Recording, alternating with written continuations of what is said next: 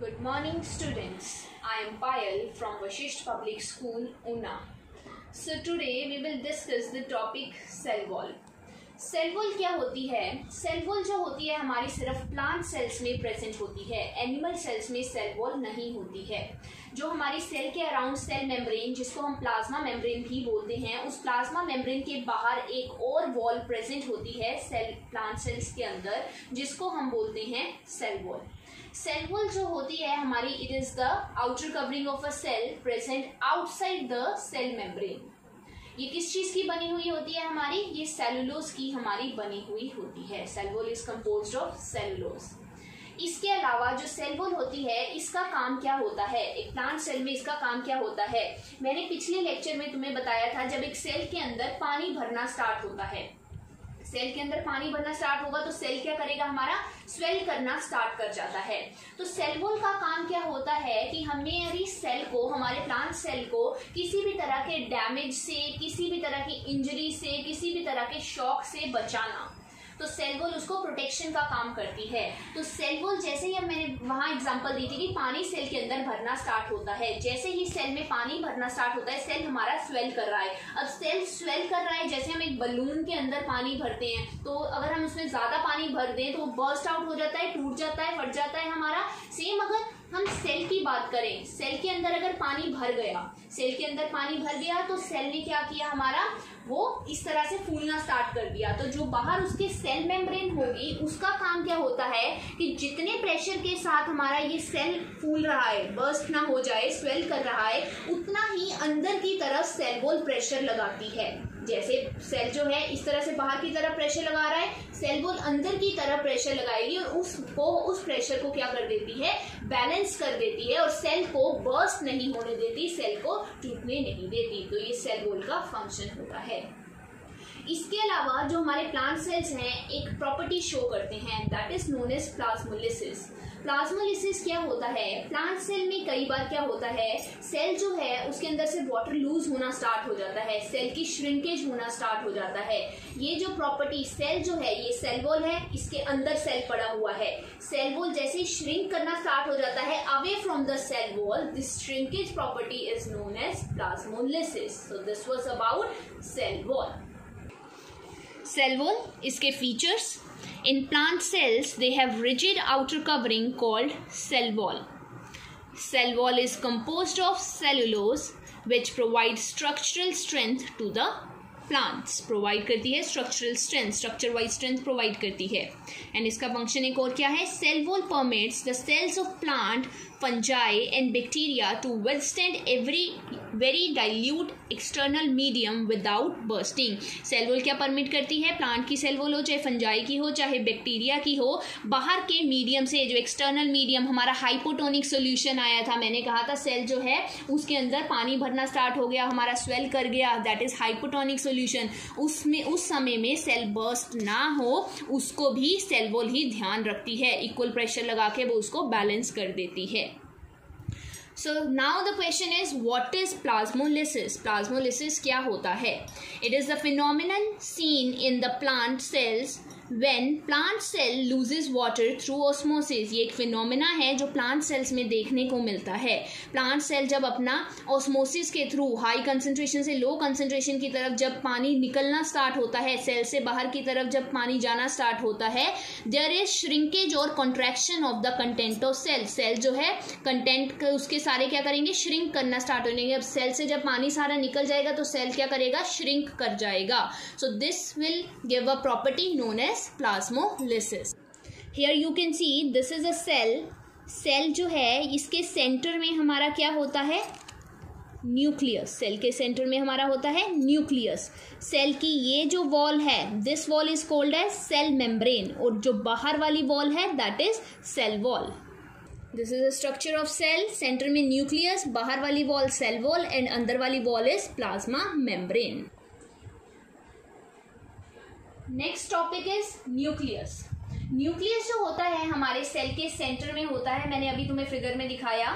तो न्यूक्लियस की हमारी दो मेम्ब्रेन होती है। न्यूक्लियस की भी अपनी एक कवरिंग होगी जिसको हम बोलते हैं न्यूक्लियर एनवेलप या फिर न्यूक्लियर मेम्ब्रेन बोलते हैं। उस न्यूक्लियस की मेम्ब्रेन के ऊपर छोटे छोटे पोर्स प्रेजेंट होते हैं। जैसे हमारी प्लाज्मा मेम्ब्रेन कुछ सिलेक्टिव चीजों को अंदर सेल के अंदर आने देती है, वैसे ही न्यूक्लियस की भी अपनी मेम्ब्रेन है जिसको हम बोलते हैं न्यूक्लियर मेम्ब्रेन। उस न्यूक्लियर मेम्ब्रेन का काम क्या होता है, वहां पर छोटे छोटे पोर्स प्रेजेंट हैं और वो पोर्स क्या करते हैं, न्यूक्लियस का कंटेंट साइटोप्लाज्म में लेकर जाते हैं। साइटोप्लाज्म से कोई चीज अगर न्यूक्लियस में आनी है तो उसको लेकर आएंगे। तो न्यूक्लियर की न्यूक्लियर एनवेलप है जिसके ऊपर पोर्स प्रेजेंट है, that will allow some substances to go out to the cytoplasm. इसके अलावा न्यूक्लियस एक बहुत ही इंपॉर्टेंट काम हमारा करता है। न्यूक्लियस के अंदर हमारे क्रोमोसोम्स प्रेजेंट होते हैं। क्रोमोसोम्स हमारे क्या होते हैं, हमारे क्रोमोसोम्स जो है जीन्स की फॉर्म में होते हैं, या फिर हम बोले क्रोमोसोम के ऊपर छोटी छोटी सेगमेंट्स होती हैं जिनको हम जीन्स बोलते हैं। उन जीन्स के ऊपर हमारा डीएनए प्रेजेंट होता है।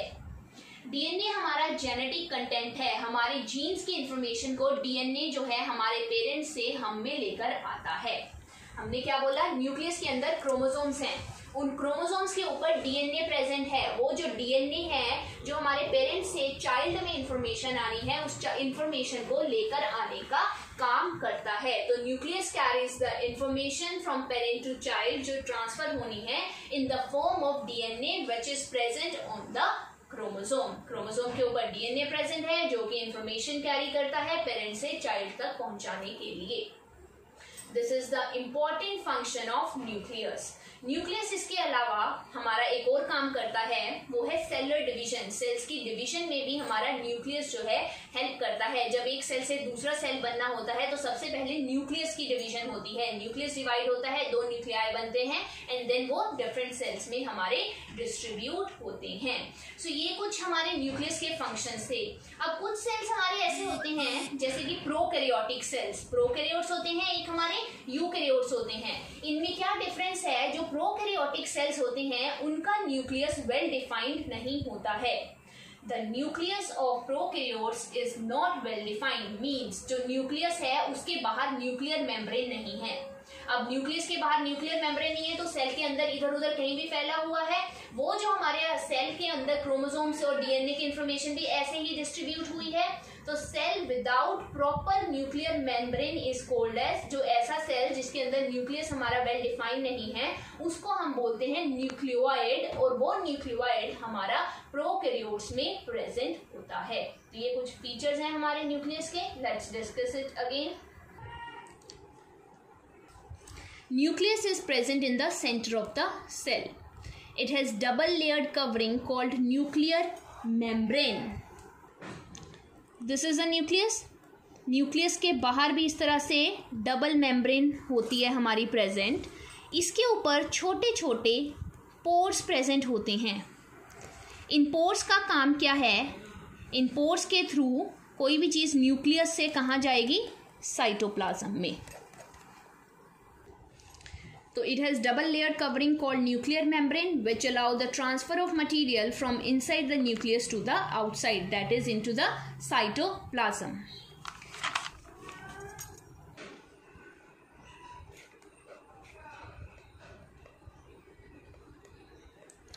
ये हमारा क्या है, एक क्रोमोसोम है। क्रोमोसोम की एक छोटी सी सेगमेंट, इतने से पार्ट को हम क्या बोल देते हैं, जीन। क्या बोल देते हैं, जीन। इसके ऊपर इस जीन के पास क्या प्रेजेंट है, डीएनए, जो हमारा जेनेटिक मटेरियल है। हमने क्या बोला, this is the structure of chromosome.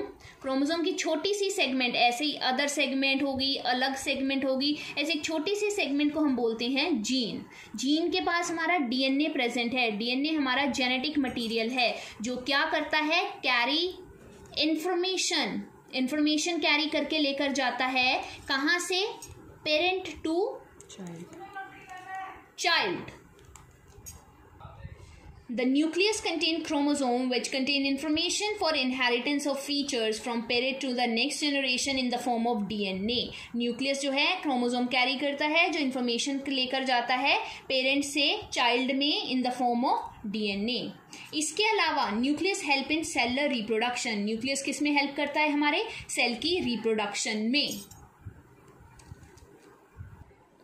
In some organism like bacteria, nuclear region is not well defined. Such undefined nuclear region is called nucleoid.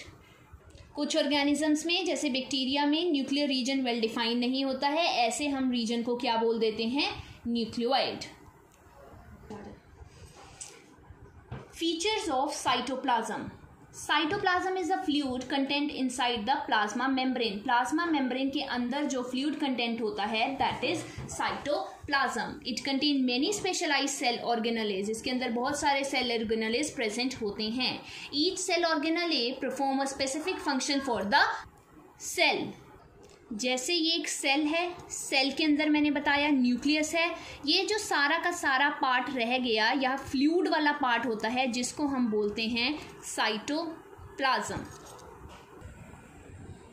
Cytoplasm क्या है? फ्लूइड कंटेंट है हमारा प्लाज्मा मेम्ब्रेन के अंदर. जितना भी फ्लूइड कंटेंट है that is called as cytoplasm. इस साइटोप्लाज्म के अंदर बहुत सारे सेल ऑर्गेनेलेज प्रेजेंट होते हैं. सेल ऑर्गेनेलेज जैसे माइटोकॉन्ड्रिया, गोल्जी एपरेटस, लाइसोसोम, ये कुछ सेल ऑर्गेनेलेज हैं. ये हमारे साइटोप्लाज्म के अंदर होते हैं प्रेजेंट. और ये जो सेल ऑर्गेनेलेज हैं, ये सेल ऑर्गेनेलेज कुछ पर्टिकुलर फंक्शन परफॉर्म करते हैं. So this was all about cytoplasm. Next हमारा क्वेश्चन है, write down the difference between prokaryotic cell and eukaryotic cell. Prokaryotic cell और यूकैरियोटिक सेल में क्या डिफरेंस है? प्रोकैरियोटिक सेल्स जो होते हैं उनका साइज स्मॉल होता है, यूकैरियोटिक सेल्स का साइज लार्ज होता है. Nuclear region is not well defined in prokaryotes, and in eukaryotes nuclear region is well defined and surrounded by a nuclear membrane. Prokaryotes में हमारा न्यूक्लियर रीजन जो है well defined नहीं होता है और यूकैरियोट में न्यूक्लियर रीजन वेल डिफाइंड होता है. प्रोकैरियोट्स में एक ही क्रोमोसोम होता है और यूकैरियोट्स में more than 1 chromosomes are present.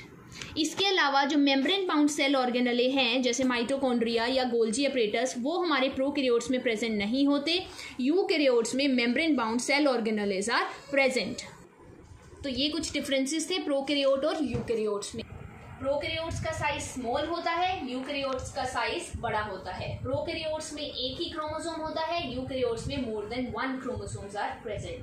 Prokaryotes में हमारे सेल ऑर्गेनेले जैसे हमारा क्या हो गया माइटोकॉन्ड्रिया, वो एब्सेंट होगा, यूकैरियोट्स में हमारा प्रेजेंट होगा. इसके अलावा प्रोकैरियोट्स में न्यूक्लियस हमारा वेल डिफाइंड नहीं होता है, यूकैरियोट्स में वेल डिफाइंड न्यूक्लियस होता है. So today we discuss cytoplasm, nucleus and cell wall. जो कुछ फीचर्स हैं हमारे एक सेल के जिसके अंदर सेल वॉल, न्यूक्लियस और साइटोप्लाज्म प्रेजेंट होता है. सो this was all about today's lecture. Thank you.